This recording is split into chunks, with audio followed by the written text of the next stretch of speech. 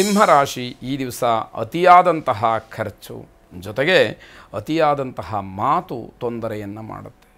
ಮಾತಿನಿಂದಲೇ ಒಂದಷ್ಟು ನಿಷ್ಠುರಗಳಾಗತ್ತೆ. ಆಗಬೇಕಾದಂತಹ ಕೆಲಸಕ್ಕೂ ಕೂಡ ಅಡ್ಡಿಗಳಾಗತ್ತೆ. ಸಂಜೆಯ ಹೊತ್ತಿಗೆ ಬೇಸರದಿಂದ ಒಂಟಿತನ ಕಾಡುತ್ತೆ. ಯಾರ ಸಹವಾಸವನ್ನೂ ಬೇಡ ಅಂತ ಹೇಳಿ ಒಬ್ಬಂಟಿಯಾಗಿರೋದಕ್ಕೆ ಪ್ರಯತ್ನವನ್ನು ಮಾಡಬಹುದು. ಮಾಡಿರ್ತಕ್ಕಂತಹ ತಪ್ಪಿಗೆ ದಂಡ ಅಥವಾ ಶಿಕ್ಷೆ ಆಗುವಂಥದ್ದು ಇದ್ದೇ ಇರುತ್ತೆ.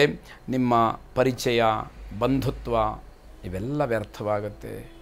ಯೋಗ್ಯವಾದಂತಹ ವ್ಯಕ್ತಿ ಅಂತ ಹೇಳಿ ಯಾರು ನಿಮ್ಮನ್ನು ಪರಿಚಯ ಮಾಡಿಕೊಂಡಿರ್ತಾರೋ, ಯಾರು ನಿಮ್ಮನ್ನು ಉನ್ನತವಾದಂತಹ ಸ್ಥಾನದಲ್ಲಿಟ್ಟಿರ್ತಾರೋ, ನಿಮಗೆ ಗೌರವಗಳನ್ನು ಕೊಟ್ಟಿರ್ತಾರೋ ಅದೆಲ್ಲ ವ್ಯರ್ಥವಾಗುವಂಥದ್ದು. ಕುಟುಂಬದ ಸದಸ್ಯರು ಆತಂಕದಲ್ಲಿರ್ತಾರೆ. ಯಾಕೆ ಹೀಗಾಗಿತ್ತು ಅನ್ನುವಂಥದ್ದು ಮನೆಯವರನ್ನ ಕಾಡುವಂಥದ್ದಾಗತ್ತೆ.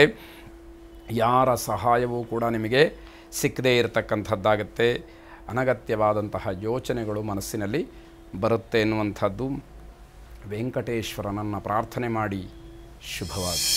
ಕನ್ಯಾ ರಾಶಿ ದಾಂಪತ್ಯದಲ್ಲಿ ಯಾವುದೇ ರೀತಿಯ ಒಡಕು ಬಿರುಕು ಬರದೇ ಇರುವ ಹಾಗೆ, ಅಸಮಾಧಾನ ಆಗದೇ ಇರುವ ಹಾಗೆ ಗಮನಿಸ್ಕೊಳ್ಬೇಕಾದಂಥದ್ದು. ಉತ್ತಮವಾದಂತಹ ಹೆಸರನ್ನು ಗಳಿಸೋದಕ್ಕೆ ಸಮಯ ತಾನಾಗಿಯೇ ಬರುತ್ತೆ. ನಮ್ಮ ಒಳ್ಳೆಯತನ, ಒಳ್ಳೆಯ ನಡವಳಿಕೆ, ಹಾಗೆ ಒಳ್ಳೆಯ ಮಾತು ಇವೆಲ್ಲವೂ ಕೂಡ ಅನುಕೂಲವನ್ನು ಮಾಡುತ್ತೆ. ನಂಬಿದವರು ಸಹಾಯವನ್ನು ಮಾಡದೇ ಇರಬಹುದು. ನಾವು ಸರಿಯಾಗುವವರೆಗೂ ಕೂಡ ಯಾರೂ ನಮ್ಮ ಸಹವಾಸಕ್ಕೆ ಬರದೇ ಇರುವ ಹಾಗಾಗತ್ತೆ. ಬೇರೆಯವರ ಹಿತವನ್ನು ಬಯಸ್ತೀರಿ, ಆದರೆ ಅಲ್ಲಿ ಸ್ವಾರ್ಥವೇ ಹೆಚ್ಚಾಗಿರುತ್ತೆ. ನೀನು ಚೆನ್ನಾಗಿರಬೇಕು ಅನ್ನುವಂತಹ ಮಾತು ನಿಮ್ಮ ಬಾಯಿಂದ ಬರುತ್ತೆ, ಆದರೆ ನನ್ನಿಂದ ಅದಾಯಿತು ಅನ್ನುವಂಥದ್ದು ಕೂಡ ಒಂದಷ್ಟು ಇರುವಂಥದ್ದು. ಇದು ಪ್ರಯೋಜನ ಇಲ್ಲದೇ ಇರುವಂಥದ್ದಾಗತ್ತೆ.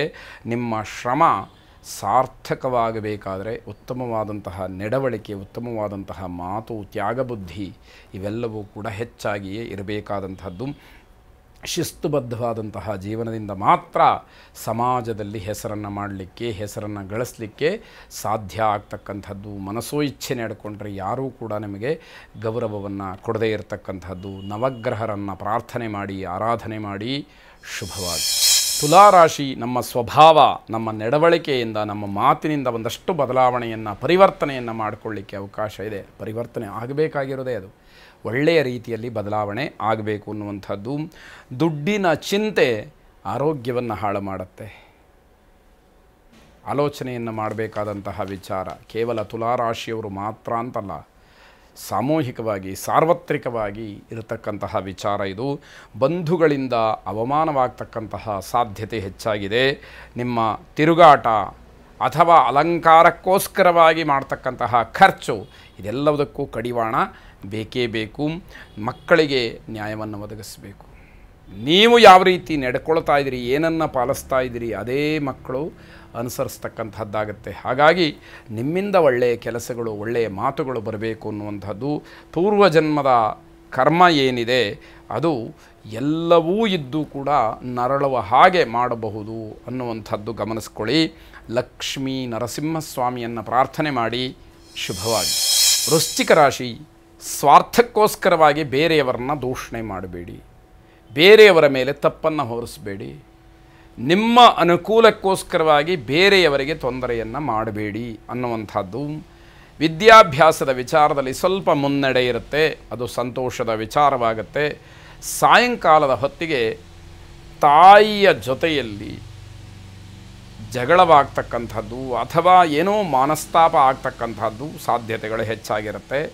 ನಿಮ್ಮ ಸಮಸ್ಯೆಗಳನ್ನು ಮನೆಯಲ್ಲಿ ಸ್ನೇಹಿತರ ಮಧ್ಯದಲ್ಲಿ ಸ್ವಲ್ಪ ಮಟ್ಟಿಗಾದರೂ ಹಂಚಿಕೊಳ್ಳತಕ್ಕಂಥದ್ದು ಒಳ್ಳೆಯದಾಗಿರುತ್ತೆ. ಮಾನಸಿಕವಾದಂತಹ ನೋವಿನಿಂದ ಏನು ಬಳಲ್ತಾ ಇದ್ದೀರಿ ಅದರಿಂದ ಹೊರಬರಲಿಕ್ಕೆ ಅವಕಾಶಗಳಾಗತ್ತೆ. ಸ್ನೇಹಿತರ ಮಧ್ಯದಲ್ಲೂ ಕೂಡ ಮನಸ್ತಾಪಕ್ಕೆ ಅವಕಾಶಗಳಿರುತ್ತೆ. ಆ ಸೂಕ್ಷ್ಮಗಳೆಲ್ಲವನ್ನು ಗಮನಿಸಿಕೊಂಡು ವ್ಯವಹರಿಸಬೇಕಾದಂತಹ ಜವಾಬ್ದಾರಿ ನಿಮ್ಮ ಮೇಲೆ ಇರುವಂಥದ್ದಾಗತ್ತೆ. ತಾಯಿಯ ಪ್ರೀತಿಗೆ ಪಾತ್ರರಾಗಬೇಕು. ತಾಯಿಯ ಮನಸ್ಸನ್ನು ಗೆಲ್ತಕ್ಕಂತಹ ಪ್ರಯತ್ನವನ್ನು ಮಾಡಬೇಕು. ಆಡಿದಂತಹ ಮಾತು, ಕೋಪದಿಂದ ವರ್ತಿಸಿದಂತಹ ರೀತಿ ಎಲ್ಲವೂ ಕೂಡ ಉಪಶಮನವಾಗಬೇಕು ಅನ್ನುವಂಥದ್ದು ಶುಭವಾಗಿದೆ.